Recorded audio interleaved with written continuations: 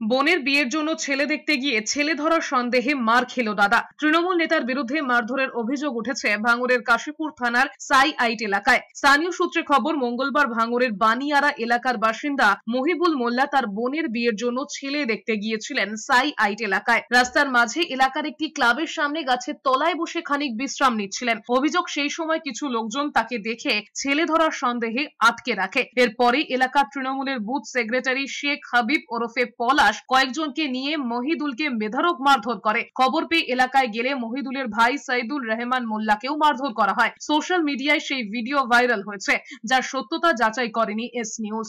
রহমান ওরফে পলাশ, তিনি এসে বেধড়ক মেরেছে, একদম ফোন কেড়ে নিয়ে বেধড়ক মেরেছে। তুই ওকে পাঠিয়েছি? আমি না পাঠাইনি, আমি হাত জোড় করে বলছি পাঠাইনি।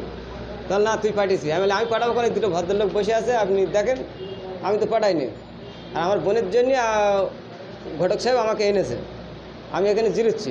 ওরা কোনো কথা কর্ণপাত করেনি, এলো পাতাড়ি মানে যেভাবে ঘুরেছি, মানে ঘুষি কিল ইট দিয়ে মানে আমাকে একদম জখম করে দিয়েছে, আর ফেলে দিয়ে পড়ে গিয়েছি।